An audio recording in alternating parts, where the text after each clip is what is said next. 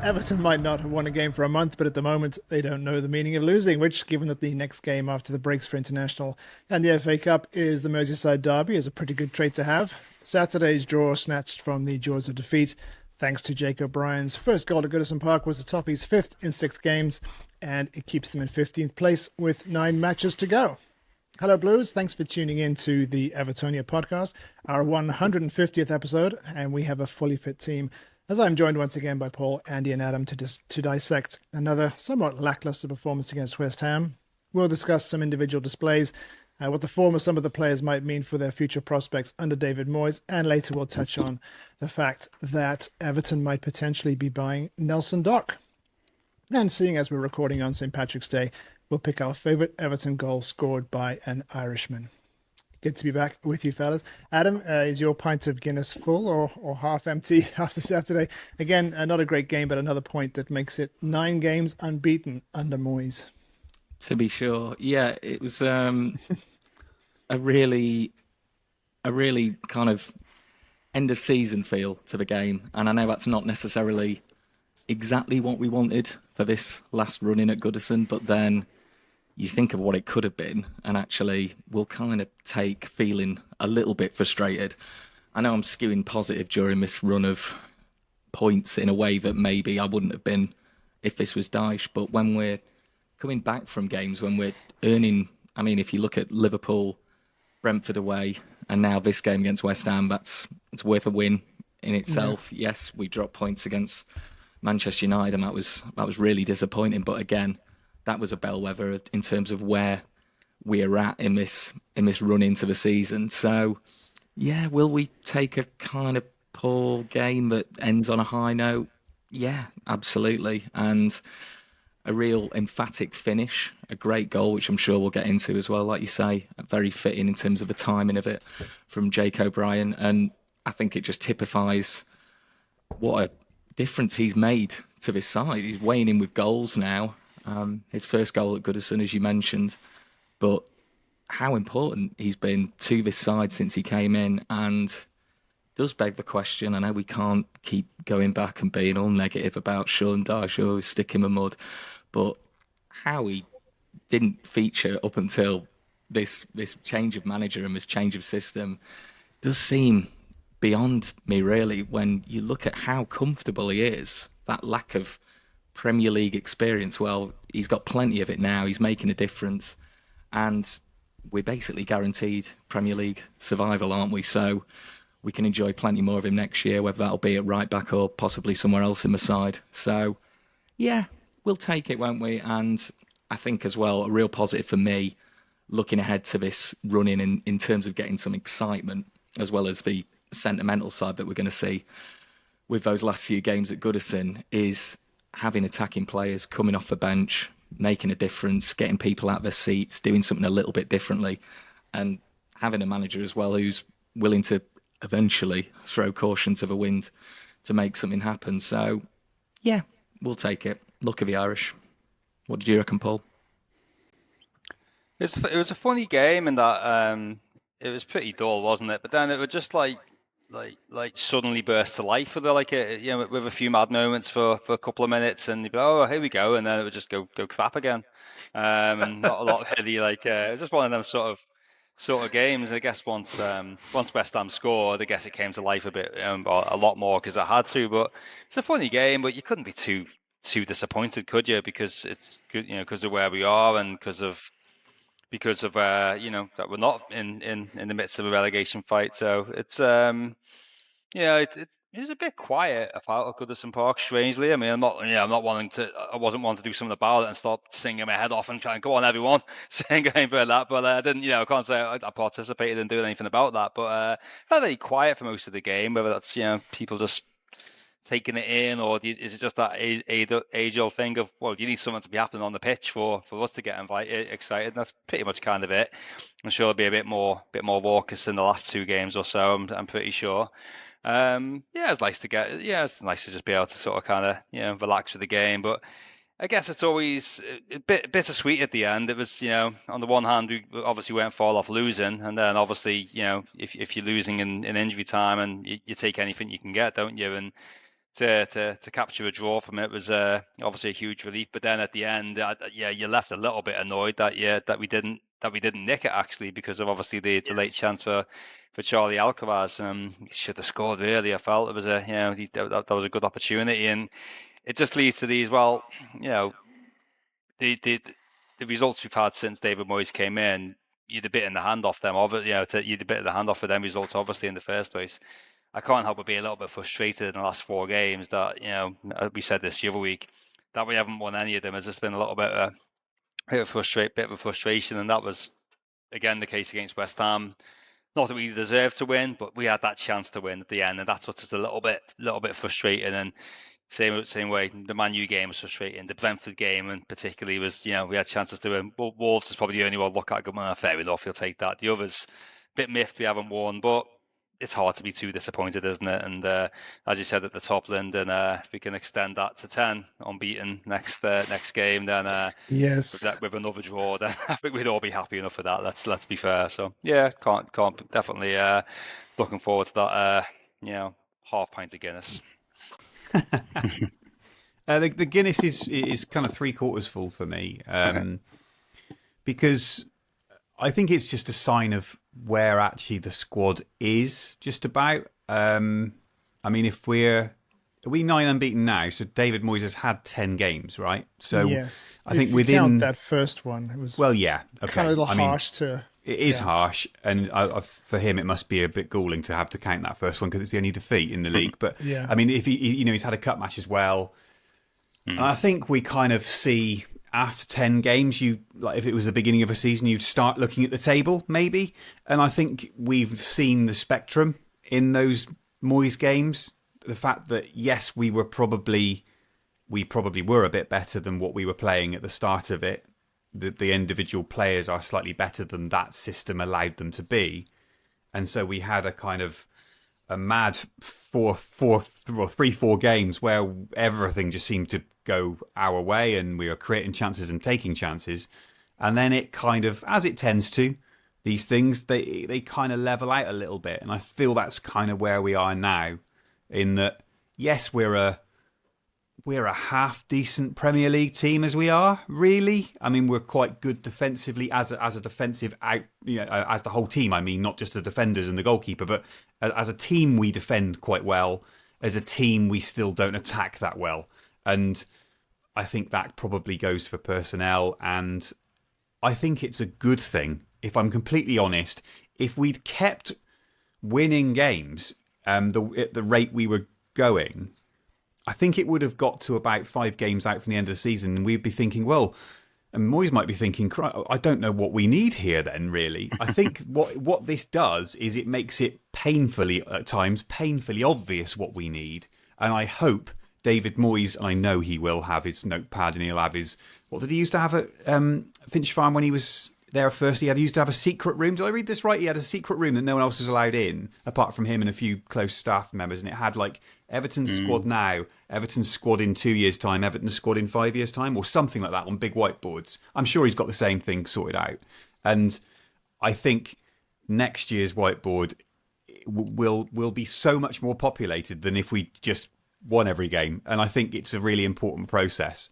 That for me, and I know this is not talking about the West Ham game as such, but for me is where is the tipping point now to starting Tim Rabunen, to starting Yusuf Chamiti, to taking players out of the side that won't necessarily be here. So maybe can we try like Alcaraz in for Decore or Alcaraz in for somebody else, and take Beto away for a game or two and play Chamiti because he looks so lively. I think the next part of the learning. I think now we've got the points.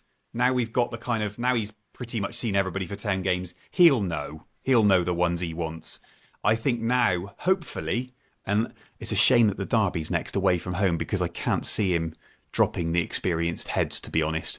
But maybe after that, we might see a whole different setup then where he tries new players in slightly new positions or mixes it up a little. I think that's the next bit. But, in terms of where we are, wow. I mean, to be disappointed in the last 4 games that we've only drawn, I think is just a sign of how far it's come in a short space of time, and I think it's all good for learning.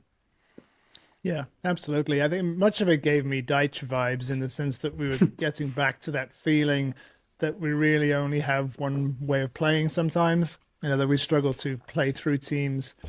But in this instance, I think it had a lot to do with the fact that we were missing Njai, who we really are missing that element of surprise, that guile, that technical ability on the ball. And without having the right kind of service, and let's be honest, it's very specific type of service that it's hard to provide against, particularly teams who play with a back five. Beto is really struggles as the lone striker, and he did again on Saturday. And when you add in the fact that Jack Harrison once again looked very ordinary back out on the right, he's had a little bit of a revival in recent games, and that was because he was back out on the left. He just looks a bit more comfortable. And I don't think Charlie Alcaraz was the right fit on the left. He just never felt comfortable there. He kept coming inside because he wants to be central, he wants to be involved. And honestly, I want him involved there too. I really wanted him to for this particular game, because I agree with you, Andy. I'm not sure that Moyes will for the derby is to take Doucouré out and put Alcaraz in there and just see what difference it makes. Having a player who can, get the ball up the pitch with it at his feet without losing it to kind of help Beto, because we saw, at Wolves once Alcaraz came on, all of a sudden Beto wasn't as isolated as he was, because Alcaraz is that much better technically, and he can cover the ground just like Doucouré can, but just with a bit more accomplished fashion, I suppose. So I think we improved late on after the substitutions, which I suppose stands to reason because we'd gone behind, we were chasing the game. Tim Irishmen obviously comes on, he's given a license to push forward. And then we have both Broja and Chimiti on, and to cause problems up front. So we looked better then, but the prime tactic in the first half, when we had that flurry in kind of the between 20th and 30th minute, where we're just sort of chucking crosses in there, and in the hope that something would happen, and it almost did. I mean, obviously, Beto has a couple of headers that missed the target, but I just felt that for the most part, that West Ham just looked better technically on the ball, and that, as I say, it sort of throws back to the problems that we had under Deitch, where we just don't quite have the players to play the way that I think we'd all like us to play. Yeah, Daesh Vibes sounds like a podcast I don't want to listen to. By the way. Yeah. I just want to say the form table, actually, we're in the form table of the last 10 games, we're 8th. I just wanted to throw that in there based on what Andy was saying. So, well, it's not bad. Stands to and we're reason, above yeah. Manchester City Yeah. in that table. So, Yeah, it's impressive given, again, I said it many times, but the lack of options we've had going forward due to injuries. When you think of McNeil being out the side as long as he has, and you think how important he was earlier on in the season, and Dye, obviously, we're really lacking those players who can make a difference in a game like this, where it's tight, where the margins are fine, where West Ham, as you say, Lyndon, hard to break down with that back five. And let's be frank as well, like a lot of sides we've played recently, when you look at them on paper, they're stronger. They've got more options. They've got more resources. particularly up front. Yeah, massively. We'd kill for someone like Jared Bowen, or Jared Broja, that player I've just invented. Whoever it is, someone up front. And Kudus. Yeah, it'd be a nice comparison. If you could have Broja as fit as Jared Bowen, I guess it'd be a real asset. But that's what we've lacked all season. And even that little glimpse we got on Saturday of having those options there in a game where you're chasing, it wasn't always pretty. But you look at those players who came on, the likes of Irishmen involved in the goal. Chimiti obviously involved in the build-up to the goal with a good chance and had some good knockdowns and looked lively and looked like the player we've seen all too fleetingly, really, since he joined. Broja, again, another who had the season panned out differently, would have played more, featured more, and caused a difference. So I think we can't be too harsh on those players like Doucouré, like Harrison, because for a lot of it, they've been carrying McCann themselves, and they're probably, if we're using Andy's whiteboard, they're probably not even in that kind of second stage really. And the ones who maybe were getting towards it, like Beto, you can just sort of feel the eraser coming out as we speak, and someone's maybe just rethinking that purple patch and what that really meant, because yeah, Beto's still Beto, and he's going to frustrate. But I also think that, as you said, Lyndon, with the right players around him, with Alcaraz in that role behind the striker, threading balls through, playing to his strengths, Beto looks a lot more dangerous, and I think he will get goals again in the close season. So I agree with you, Andy, that it would be nice, and what a luxury this is, to play around with some of those players who we expect to be in that next stage of Moyes 2.0, when he has had a pre-season to bed them in, when certain players have moved to the exit door and we know where we stand with what we've got. It'd be fun to see them, but I also totally agree that next game, it's set up for Decore to do a Decore, isn't it? And based on past form, that might not be a bad thing. But I'm definitely on that fence now of those players who we're sort of either excited to see more of because they've been missing, or maybe the ones who've still got something to prove, and we think they've maybe got that more to give as an Everton player, the likes of Patterson, for example, the likes of Irishmen before he got injured. It'd be exciting to see more of them in this last couple of months. Yeah, some of the substitutes did really well actually. I thought Tim Irishmen I thought was excellent in his short time. He put quite an important hand in the goal, I guess, didn't he? And Chimiti, isn't it great to see him back? Had a bit of promise towards the end of last season, but yeah, it's a real shame for Chimiti that he's been unavailable this season, because it would have been a real breakthrough season for them potentially, with obviously Dominic likely moving on, and obviously the other injuries that have been there. I think he would have had plenty of opportunities had he been fit. I think he was going quite well in pre-season, if I recall, before he got struck with an unfortunate injury, I think. So great to see him back. He looked really up for it. Just quite impressed with the changes, because he made them.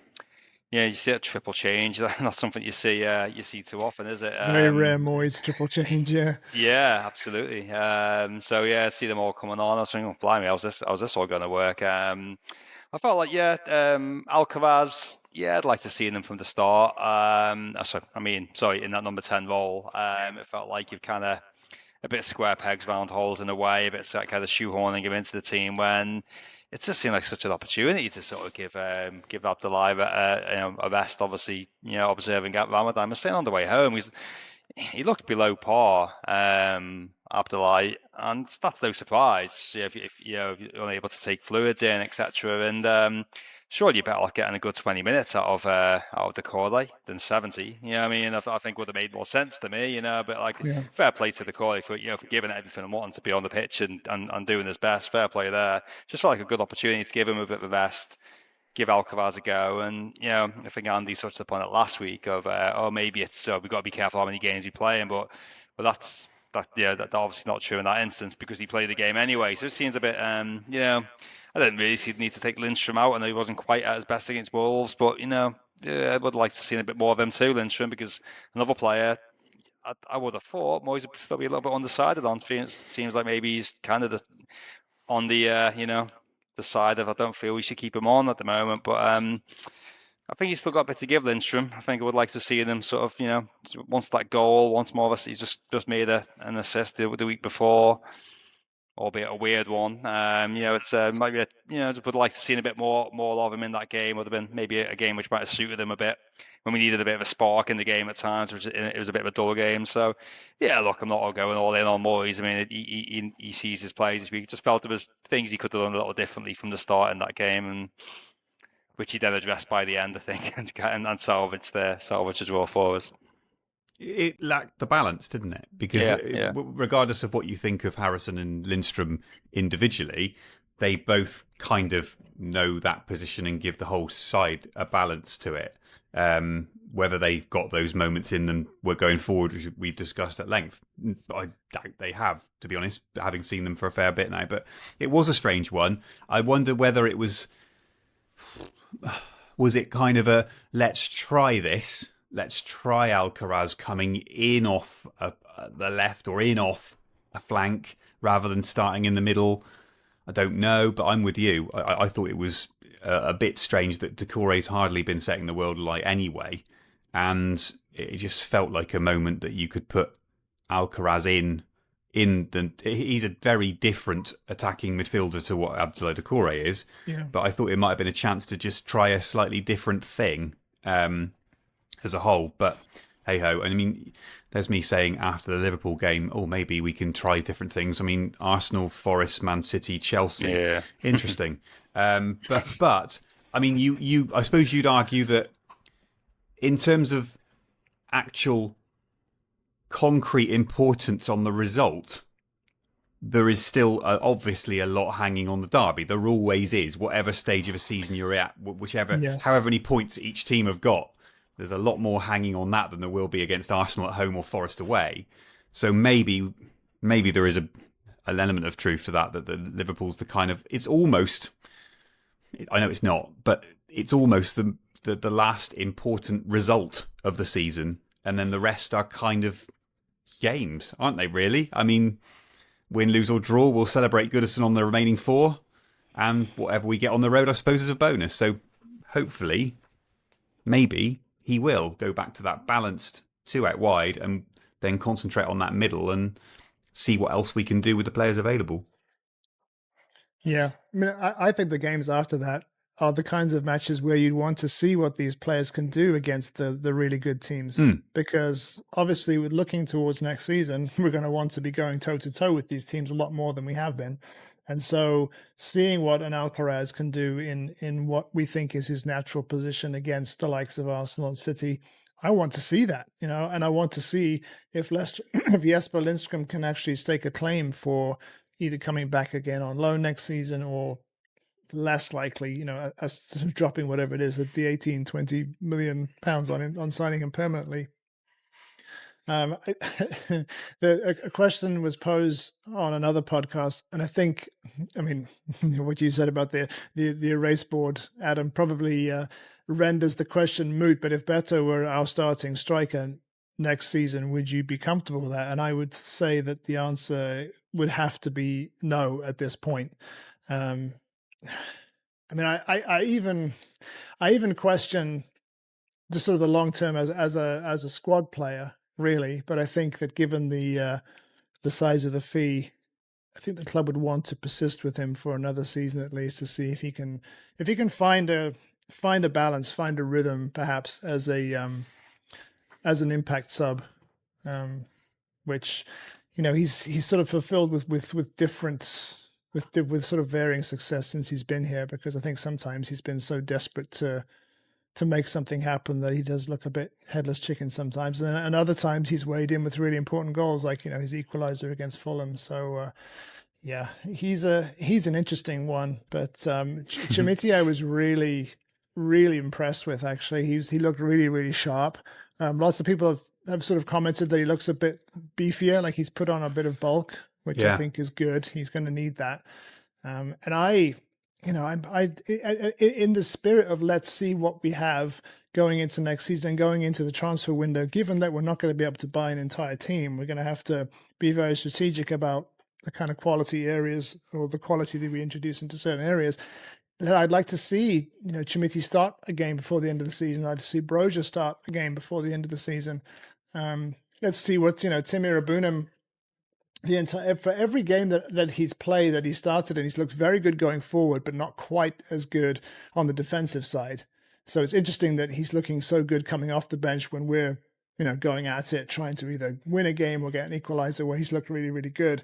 But when he's sort of been asked to play the sort of more defensive side, I felt early on in the season that was kind of where he was a little bit suspect. So, he's still young, lots of time to develop. But yeah, I'd like to see Moyes sort of trying to experiment a bit. And I think that triple sub was almost kind of pre-season friendly-ish, where he was trying to introduce a whole bunch of players. Let's see what they can do, given that, as we've more or less established, the result really wasn't that important. Yeah, I mean, I think going back to Beto, which yeah, the narrative's kind of seesawed, hasn't it? We've gone from total write-off, no chance, to oh my god, we've got a gem. Are you trying to say Evertonians are fickle? Yeah, maybe. I think You just I seesawed of your answer there from yeah to maybe. yeah. What about definitely, maybe? Absolutely. It's. I mean, all football fans are fickle, but yeah, with Beto, it's he's kind of done that himself in a way. But I think we do. There is something there, isn't there? There's enough there, I would say, to persevere and at least have him around the squad. I think we will almost certainly be bringing a striker in because the likelihood is, as well as Dominic Calvert-Lewin leaving. Wow, okay, that's sound like I've had 5 Guinnesses there. You'd imagine that the Brozier deal would not be made permanent unless something really changes at this stage in the season, or if another loan might be possible, maybe that becomes a bit of a more likely option. But for the money they're talking about, and for how little we've seen him, I agree. Seeing more of Chimiti makes more sense from a pragmatic point of view. But if Beto's in around that squad and still has a bit between his teeth and still wears his heart on his sleeve and does fun Beto things, but isn't the only name on the team sheet, and I guess now's the perfect litmus test, isn't it? You've got someone like Chimiti now pushing him. You've got someone like Brozier now pushing him. You can take him out of the squad and let him back in. I think we can't write him off completely, even though I did, did and have many times. But I think unless someone came in the summer with a really a fee very close to what we paid for him from Udinese, then I think he's got to be around there, and I think there's still time for him to maybe not go back to that. Oh my God, he's going to score in every game. What a player! But as someone who crops up with 10 to 12 important goals in a season and is an option in the way that we've had other forward players before who've done a job and then moved on. You think under Moyes, you think of, I don't know, Jermaine Beckford, or you think of Marcus Ben, hard-working players who are a handful, who weigh in with some goals, and when the time's right to look at an upgrade, that's when you do it. And maybe this summer will come a little bit too soon for that. But yeah, I'm defending Beto. What a day! What a world! Should reserve judgment until after he scored the winner at the Cop ended a couple of weeks Oh, or whatever, yes. and then we'll have a different 7-year deal conversation after that, altogether. Hey, I'd be happy to cry that one in. Yeah, King Beto.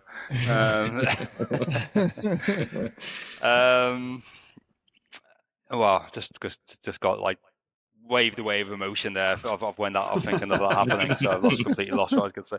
Beto, yeah, that's a kind of agree with that. Actually, thinking about, I haven't really thought about a lot about where it's going to look next season because it's so hard to predict, and you just don't know what David Moyes and his team are going to have up his sleeve and what they're thinking. But you're right, and like if you look at it, I guess pragmatically, then likelihood is that Dominic's out of the door. Very highly likely that Brozier's out the door. Just on Brozier, hasn't he got something else though?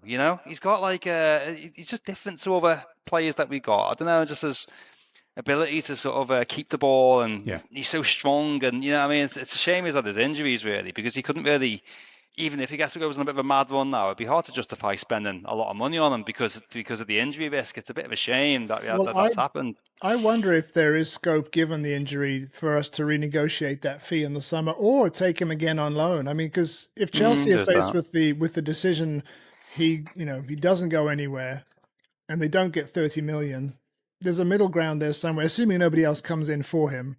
Obviously, Ipswich are going back down, but they were really keen on signing him just before we did. So there may be another team that comes in with a similar arrangement. But it's possible that we could renegotiate with Chelsea and say, look, we didn't really get a chance to have a good look at him, because he was injured for most of the season. It's a fair point. I mean, obviously, the counter to that is like, well, do you really want to get a loan in who's a good, if you think there's a good chance he's going to be injured for the season? Right. They'll have all the the fitness stats and all the details and all the, I guess he's got like how many games are left? Like about a 10 game cameo, I suppose. Audition, I suppose, of sorts. But I think but look at all that. The two you'd definitely be keeping would be the Portuguese lads in Beto and Chimiti, really, because you're right. I think you wouldn't really want Beto as your leading striker, but somebody who can be in and around it. So yeah, I think so. Look at it. Dominic goes, Brozier goes. You sign one. Let's say Evan Ferguson. I'm not saying he's the answer, but let's put a name out there like that or something like that. And then you got your main one, you got better for competition, and your young lad and Shimiti to offer it. A bit like when we had like a young Vaughan or a young Ganachebi back in the day on the Moyes.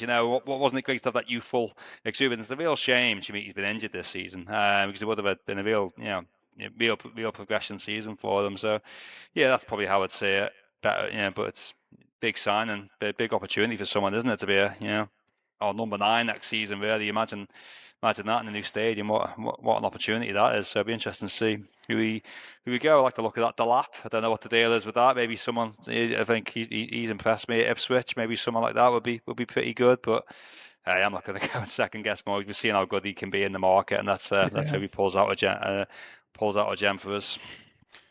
Of course, the other side to this conversation is what Beto thinks he's going to be happy with. Because you do get that.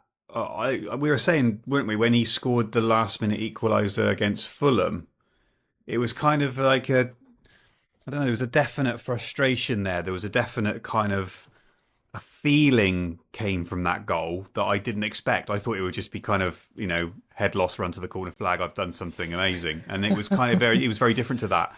And I wonder how he's going to be feeling about. Let's be honest, he'll know that he's not the number 1 striker if Everton go and sign 1 or even 2 more.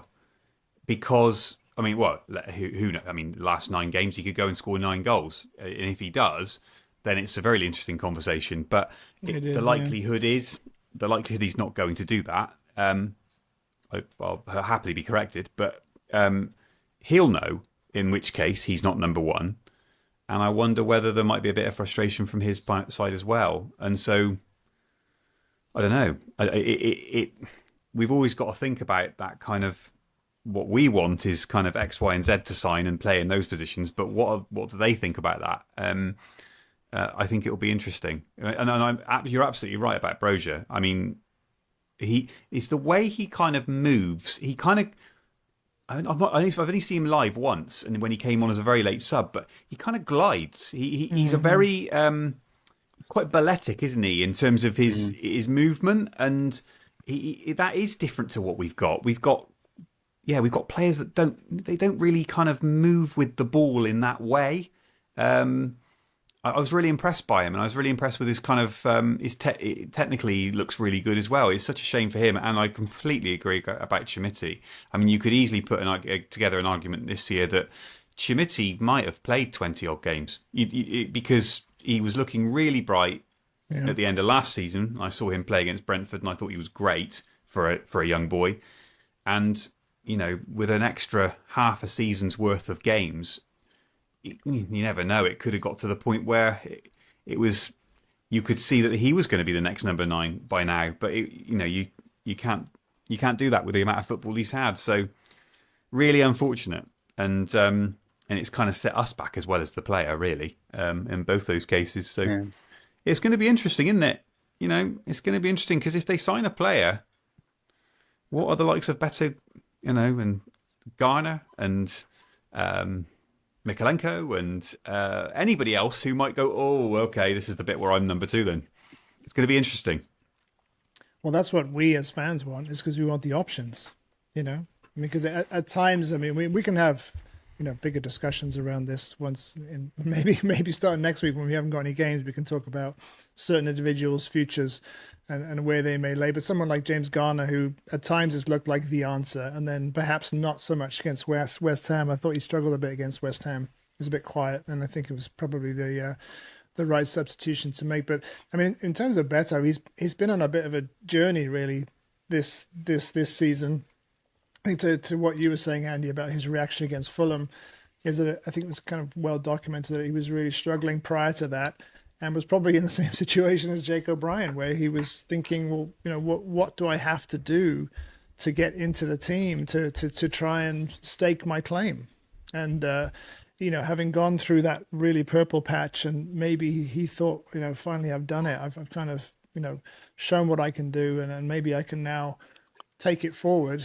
He's obviously had 3 games now where he's sort of gone back to sort of reverted to type, unfortunately. So it is going to be interesting to see how Moyes juggles those 3.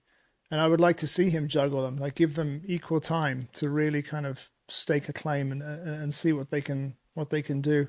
But on the subject of Jake O'Brien, I mean, even apart from his goal, I really like this kid. I think he's amazingly adept with the ball. His feet for someone so tall. He's got some really good footwork, and when he was sort of thrown in at right back for that was against Tottenham, was the first time under Moyes. I mean, I think we all probably had a collective like, oh hey oh, this is this is kind of Moyes likes to do this, and he did this with Jonan Lescott, but is this gangly sort of 6'5" Irish kid really that he's going to be able to do it, and he's doing it really, really well. And obviously he weighs in with another really important goal.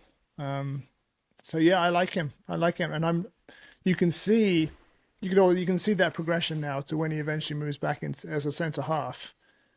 You can have the confidence now that he has a bit of Brentthwaite about him in terms of the ball at his feet, and he can play it out from the back, and that. Obviously, if we're looking to make the progression to that kind of team, then I think it's going to be it bodes well. The future looks bright in that respect. Yeah, and it's easy to forget because of how little he featured early on in the season. It's easy to write him off as some kid who's not played at a high level. He was playing in the top flight French football for a massive side in Lyon. This isn't someone without experience. I think. Right. The thing that's gone against him is a manager and a team in general that doesn't like to make those kinds of decisions that you spoke about with Moyes. And it is unorthodox, and it was kind of, in a way, thrust upon him because of the personnel. If we had, say, a Nathan Patterson who'd been fully fit and had bedded in seasons ago, then Jake O'Brien probably still sits on the bench until an injury happens. But I think that's the baffling thing with Dyche, is that even when there was that option to bed this guy in, it still didn't happen. And he just went for experience with Keane, didn't he? I mean, you can see the logic, and it's very Dychian logic, is that Michael Keane is much more experienced. I'm going to go with him because the season's potentially on the line with every game you play. It didn't need to be as things turned out. I mean, we're a far better team, obviously, than we looked under Dyche, but I can see from his perspective why he did it. But still. Yeah, although, again, that says a lot about the mindset that early in the season, that's where Sean Dyche's head was at. Yes. And now it looks foolish, and that's partly because of the games we've won. It's got to be said. And this was another weekend where I didn't have to look at the other results, but even when you do, you just go, we would have been safe. We would have been safe if he persisted with Michael Keane and then maybe thrown Jake O'Brien up front for a game. It would have still been the same kind of result, really. We would have been okay. But I think it's definitely a real kind of tick in the box for Moyes. But O'Brien is going to be an interesting one to watch. It's going to be interesting to see. You mentioned that progression, Lyndon. When that move happens to go back into the centre, I agree. I think it'll make him a better player.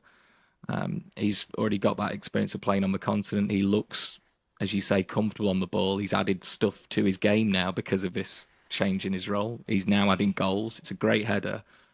We've not spoke about the ball from Ghana Gay, by the way. It's sublime. It's brilliant. And again, he's just defying the years. Was it intentional though, or was it a shot? If it was a shot, it would have gone over because that's what Carnegie does. So Very true. I'm gonna give him a benefit of the doubt with that one. Yeah. It's no, I mean it works out a treat, doesn't it? But great to have a fullback bombing in and causing problems in the opposition box again. It's a nice thing, and it's something we really didn't see. Again, I'm hammering under Dyche, and not to be too bad Dyche vibes, but you think of how involved the likes of Mikolenko are in our forward play now, and clearly O'Brien, and it just wasn't happening early in the season, was it? And again, down to the manager, and that's where you get points where you didn't before, just by doing things differently. And yeah, Saturday wasn't all fun, but there's no way we get anything from that game under Dyche. It's simple as that. But yeah, I'm excited to see more of O'Brien. He's definitely in that category of one for now, but also definitely one for the future. And I think the exciting thing with him is, like a couple of players in the side as well, there's clearly a lot more to come as well. It just always seems a bit odd for me with Jake O'Brien that he didn't get any opportunities, because he just seems such a good sort of fit for Sean Dyche. That's his size, and basically, yeah. So it just seems like a bit odd that he wasn't given that chance. What's that? The set pieces alone. Well, yeah, exactly. Yeah, exactly. Yeah.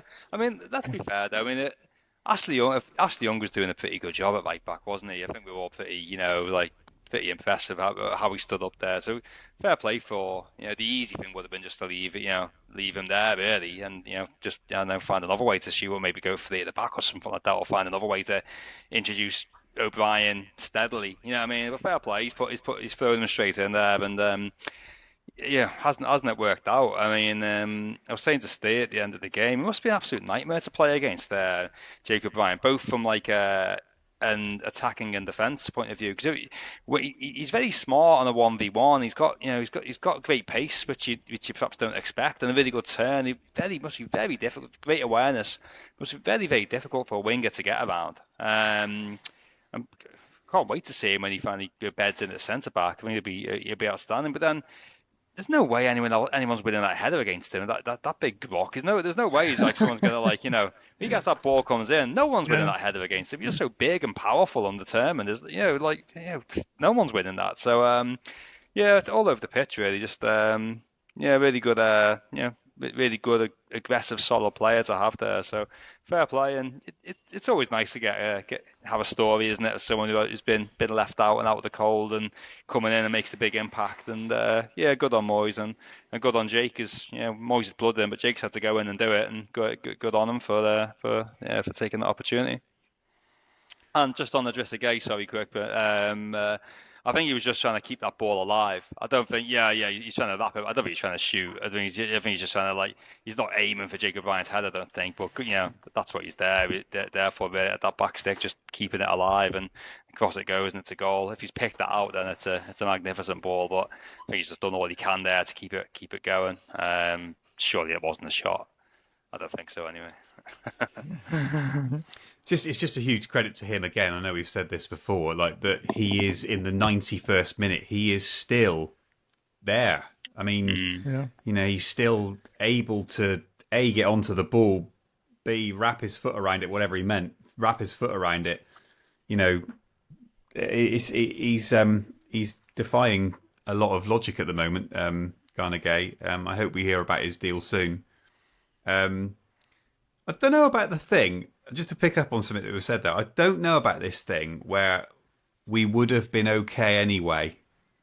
I don't know about that, because one team's form affects another's. And I think you change one thing, maybe you change everything. And I mean, yes, okay. I mean, I don't think have either of Leicester or Ipswich actually got a point since Dyche left? I heard the other day, I think it was on the Royal Blue podcast, that if we had lost every game since David Moyes came in, we still wouldn't be in the bottom three. Okay. Which I find is But Didn't and we you're have? right in that, like, if we had done that, then surely Leicester and Ipswich, it's still alive for them, and they're not demoralised Yeah. by now. They might still have a hope, but I just find that hilarious, to be honest. That we still wouldn't Yeah. actually be in the bottom three. And even if we'd got like, I don't know, 5 points, like it would have been like, oh, we're so much better off now. You know, the fact we've got 17 or whatever it is. Twice as many points as Ipswich and Leicester. Yeah. I do think there is something in it that maybe it wouldn't have been quite as simple. I don't think it's quite as simple as saying that.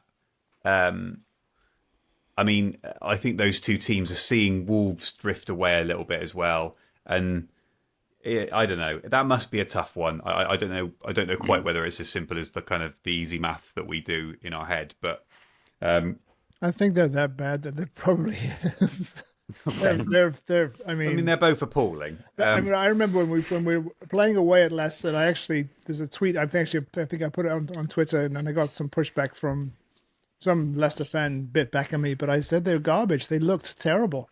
And Ipswich have shown life every now and then. Their win at Spurs looks a bit less of an accomplishment the longer the season goes on. You see how bad Spurs are. But I mean, and then Southampton, obviously. I mean, they have to get 2 points, I think, to equal Derby as the worst Premier League team ever. So it's not a good advert for the three teams that came up, and it's concerning that the gap is potentially that big. We'll see what happens next season, but it's it does seem to be getting harder and harder for the teams that come up to stay up each year. And can you see Leeds or Burnley or Sunderland or Coventry or can you see them going and getting it's sad, isn't it? Really. Leeds at our expense, obviously, but Leeds are always the one, aren't they? I think if Leeds get it together, they are. I mean, I'm just talking about the club here. I mean, the size of the club and the kind of, I think Leeds are the one that could and probably should be a Premier League team club. More often than not. But the others, I agree completely. I mean, down here we're talking about Bristol City a lot. Because Bristol City are in that they're the last team before the playoffs at the moment. Yeah. And I mean, I've heard Bristol City fans say, "Wow, I mean, if we got in the playoffs and went up, they're almost." Thinking, who could play in the Premier League? I mean, that's not me saying that. That's Bristol City fans saying that. Yeah. And I think there is. I mean, and I suppose it'd be the same for Coventry because they've kind of come from nowhere to be in the playoff picture. I mean, that third team could be anything, and the gulf is huge. But if you look at what historically we would have thought as the cannon fodder of the Premier League, Brentford, Brighton, Forest, Bournemouth, they're all better than we are right now. I mean, it's these teams have strengthened to such a degree. And we in turn should be better as well. Yes. So hopefully we'll be out of the equation. Right. So who is in that equation of? Yeah. Wolves. Yeah. and are we going to get one like a Forest have bounced up? Are we going to get one suddenly bounced down out of nowhere? I don't know who that's going to be. I mean, if Potter falls through the floor at West Ham, but I mean they've got good players there. United, hopefully. Wouldn't it be lovely? It'd be hilarious. But I don't see any of those teams we've just mentioned having the floor to drop, really. I'd say, like, in fairness to Ipswich, though, I would say they've recruited on the basis that the signing players they're likely to go down again, but if they might do quite well in the Premier League, and if they go down, they either A, got players who can play in the Championship at a very high standard, or B, they can sell them players on for decent money and then etc. So I think they've had to do it that way, really, because it's been successive promotions. So that's a bit of a red herring in that instance. But look at Leicester. I mean, Jesus. I mean, again, FFP issues, but. I mean, flipping that. Southampton, what are they playing at with a transfer? I mean, they were a pretty consistent Premier League team for a number of years. I mean, they just went mad, didn't they? So I don't know, but I mean, it's almost if you do it the right way, it's almost a 6-year cycle, isn't it? You come up and you bank the money. You don't spend too heavily in your first season. You go back down, and then you do it again, and you're a bit better off the next time. And then the third time you go down, you come back up, and then you've banked enough money to be able to recruit enough to stay in the division, but it's hard. It's not what it used to be. But Worked a look treat for out. Luton this season.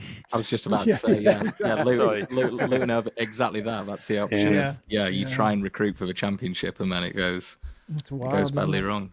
Would be interesting to see Coventry up there next season under Lampard, because can't argue with the job he's done there, and not a bad side. But I totally agree with everything you've all said. Really, it's definitely becoming a much more segmented league, but you used to feel that there'd be at least one surprise package, either a more established side coming up, or someone who just sort of throw a curveball, and in the same way that I guess the likes of Brentford did when they first came up.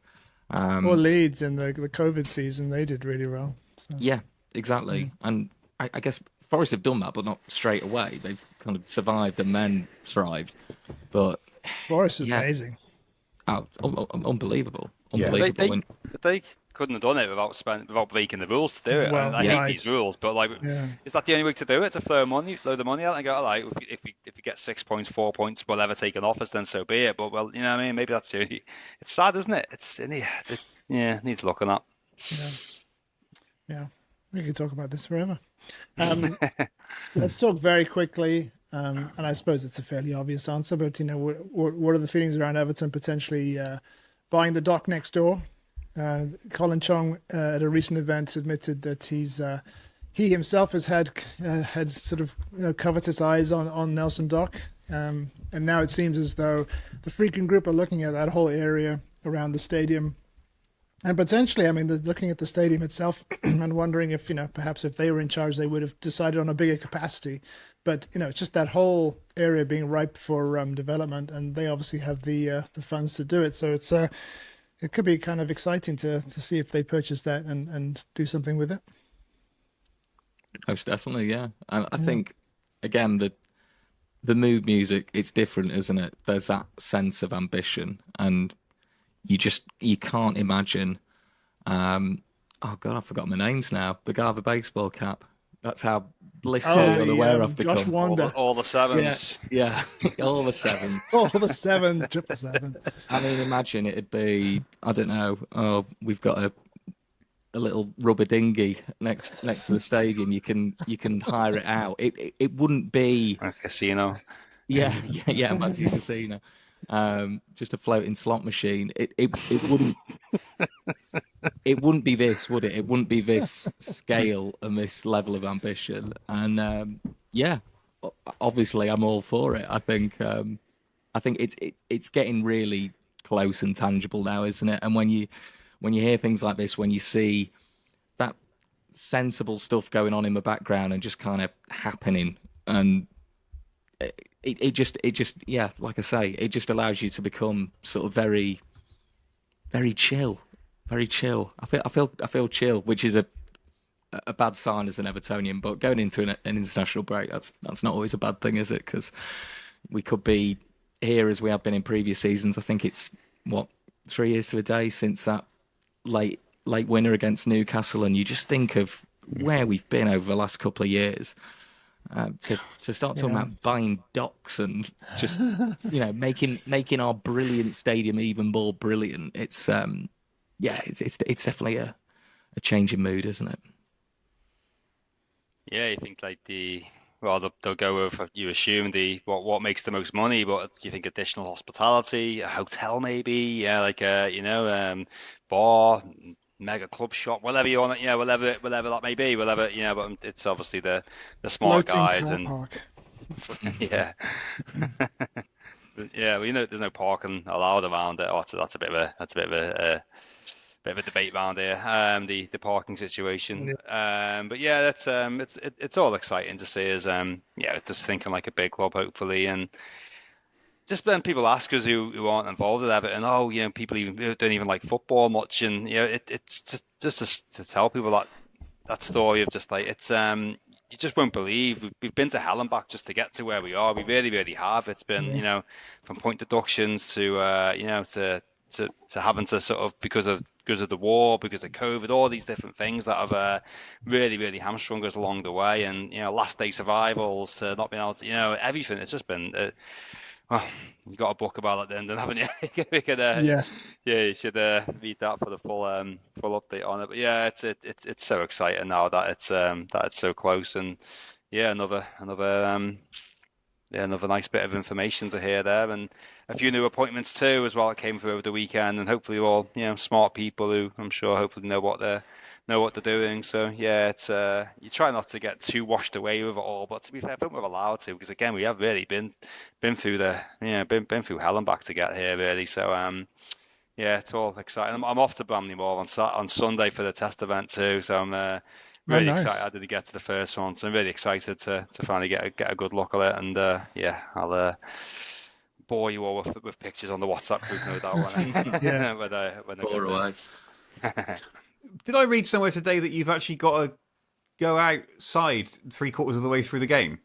Yeah, something like that. Yeah, doing some like evacuation thing. Is I don't know, it's like a test box they have to tick to make sure to prove that they can do that, or You have to whether jump in just the for their moon own in case testing. there's a fire or something. I hope not. I bring some armbands just in case. But yeah, yeah, but that is I got an email about that earlier. Oh, interesting. Oh, well, are you allowed back in, or is that Yeah. it? No, that's the end. You all got to go, and that's it. So I think it's on full time. I think you got to go. I think that's or that's Oh, the end of the okay. game. That's the end of the game. So the game finishes on 75 minutes or something like that. I don't know, to be honest. But Right, okay. when that happens, that's it. Right, okay. Everyone's got to go. So it's weird. I mean, Weird, go. but something we hopefully don't have to get too used to, where you're kind of leaving Yeah. when it's Yeah. nil Wolves 3 or something, and you've got a replica season ticket to throw on the pitch as you leave. Just going back a step, I mean, the stadium looks great, and I don't know whether I'm not saying this to change the whole project, but it would have been so interesting to see what this project would look like now if the Freakins have been involved from day one. Because yes, we've got what we feel is a great thing, but you can see. I mean, I think Paul said it about a couple of minutes ago. That kind of big organisation thinking, rather than just won't it be amazing to get this island of a stadium in amongst an area that needs so much more work and so much more planning and thought. Maybe that'll be the kind of the theme over the next few years, is that we almost see this when the stadium opens. We almost see it as kind of the ending. At the ending of that project, like, the stadium is built, but I think that will just be the start, and it might almost be kind of a soft launch, really, of the new Everton, and we might finally get our new Everton 2, 3, 4 years time, when maybe they have bought this bit of land and that's now that, and then that, and it's all a huge thing again. We're a big deal again. I don't know. It would have been interesting to see what they did with it. I mean, I'm not suggesting I want to see the stadium change. I think what we've got is obviously, looks great, and I hope Paul has a lovely time, and I hope it is great when I finally get up there. But yeah, you get the sense of I don't know, not grown up thinking, because that kind of does down who was there before, but it's just that ability to think big, and think bigger than what we think is big anyway. It could be really exciting, couldn't it? Let's hope they just get a team that can play on the pitch together, and we're not involved in any nonsense on the pitch. Yes. And this whole project, like the last 3-4 weeks have proved, when they get that little bit of space to think, actually things happen. It's like, oh, okay, this is serious. So maybe if we got 2 or 3 seasons of thought, where there's nothing in jeopardy, and we're only looking to, can we maybe get in the top 10, or can we maybe get in the top 7 or whatever, then you never know. This could be, well, don't want to get too excited because it is Everton, but it could be really exciting, couldn't it? Yes, it could. I mean, I keep saying it's law of averages, that if you wait long enough, then something good is bound to happen. And so hopefully, having seen Newcastle do what they're doing, then hopefully it's our turn next. But I mean, I think in terms of the surrounding area and what we have to this date is more or less all we could do. I mean, we paid 30 million for Bramley-Moore Dock, which is all we could afford, and the building the stadium that we have almost sent us down, almost killed us financially. So I think it's a question of resources, and obviously TFG have bigger resources.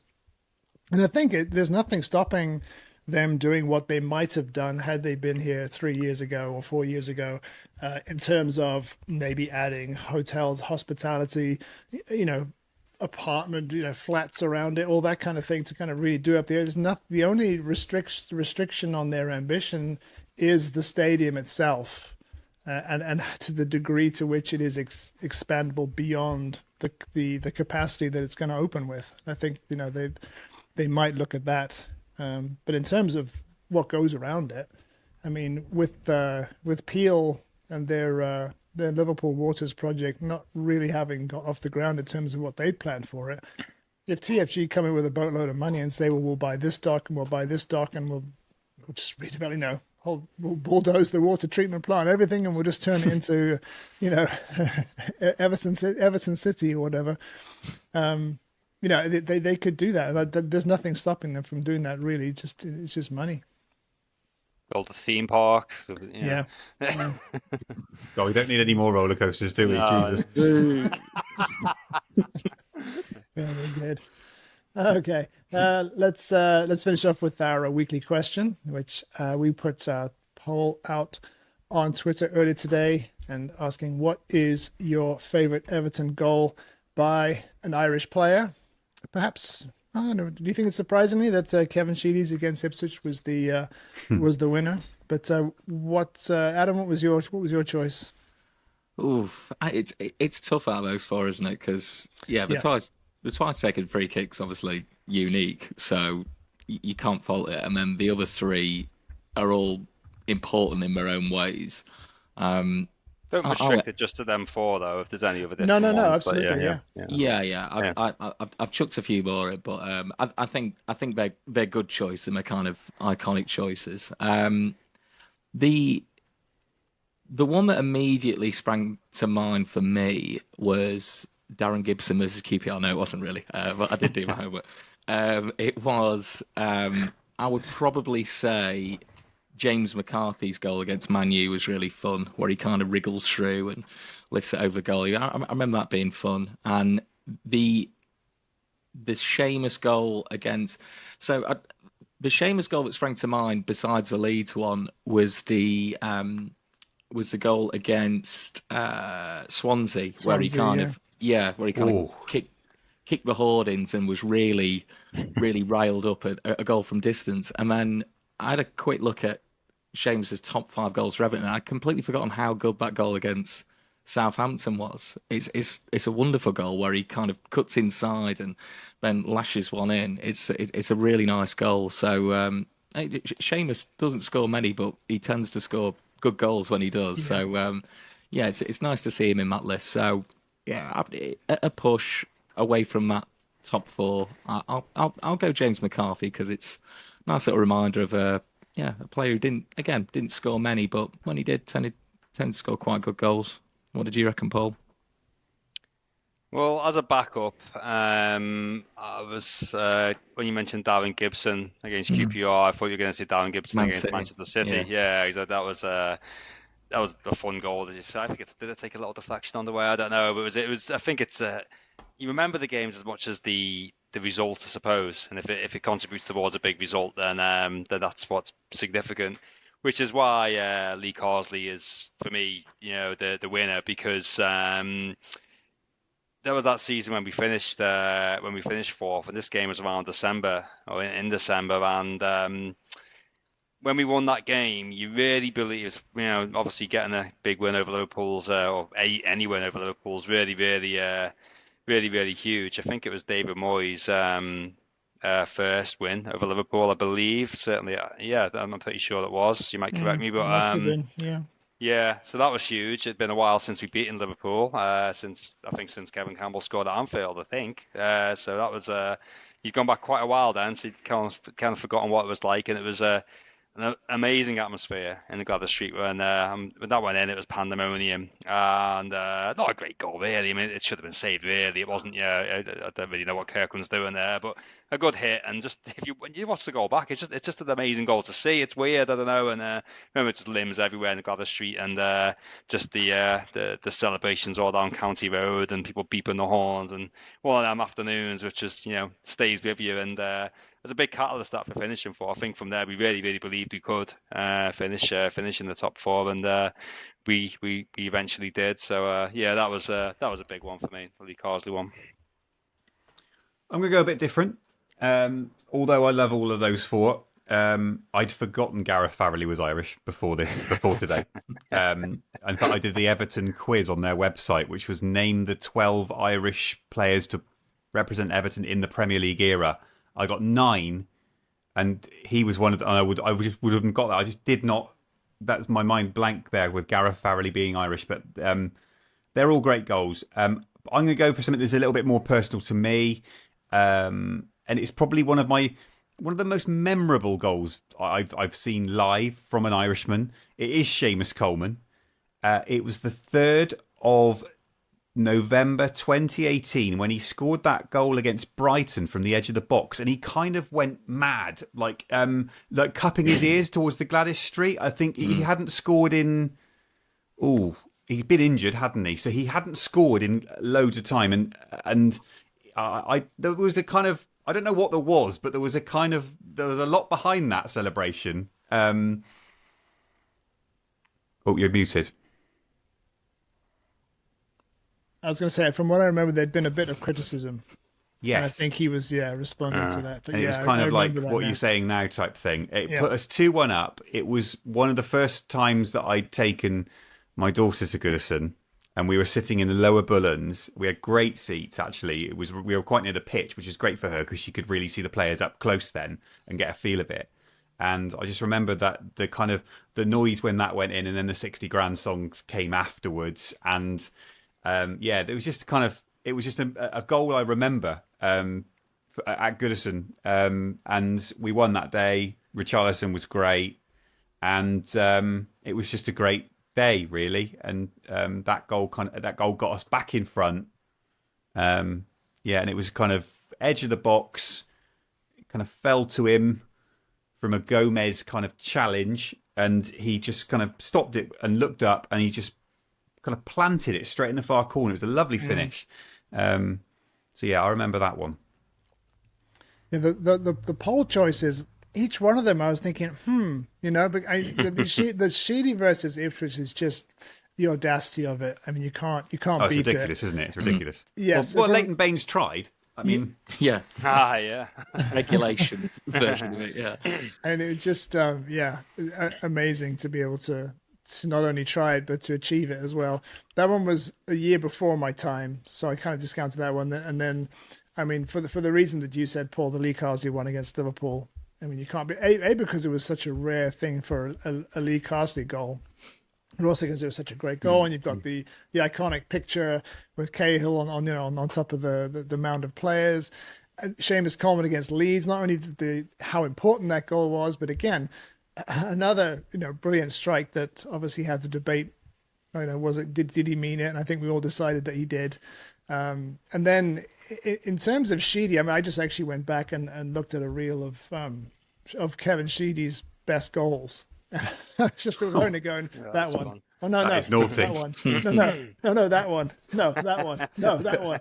And just in terms of sheer technique, the one that he scores at Anfield, and then obviously 2 fingers up at the crowd. So last week, unfortunately, it didn't mean anything because we obviously lost the game, but it was just a fantastic moment. But if we're going personally, then Gareth Farrelly against Coventry, because it's when I was there and I was on the pitch afterwards, and just what that whole day meant. I think I'd have to go with that just for a personal memory standpoint. Yeah, it was a great experience. I wasn't there. I was just in the pub with my dad with that one. But it's just everyone goes wild on them ones. Yeah, them one. It's something like that. If you're there, it just lives with you, doesn't it? And imagine had I been at that one, it probably would have been my choice, I think. And another totally unexpected one, because I don't think he'd scored up to that point. Might have been the only one he ever scored. I can't remember. Well, he might not have but it scored was- afterwards. Yeah, I don't Well, think. yeah, no, I don't think he did. I don't think he did. But Funny, isn't it? And all these last day survivals, and you think the wonder goals which have kept us up, Yeah. Barry Horn to Gareth Farley and Decore. You know what I mean? So it's would they have quite tried incredible. them? Would they have tried them under other circumstances? Maybe not. The Barry Horn one in particular. I mean, that was miles out. It's Yeah. just amazing. Gareth Farley scored twice for Everton. Okay, when was the other one? Scunthorpe in the cup. If you pull that, Yes. Paul, What? What? I just weirdly remember that. I don't know why. Interesting. He also scored once in the League Cup against Scunthorpe United. Wow. Well, there you go. Wow. That was like Paul Trail from Barry Horn range. That just pulled it That out really of was. absolutely Pulled it out of nowhere. I've Wow. been spotting up on all facts because that was disappointing in my last quiz performance. So really, I'm ready for next time, Andy. He's been revising. split the duty. Okay. Thanks, fellas. We shall leave it there for this week. No Everton game for 2 weeks now, of course, but we'll return next week regardless to talk all things Everton. Until then, Blues, all the best, and as always, up the toffees.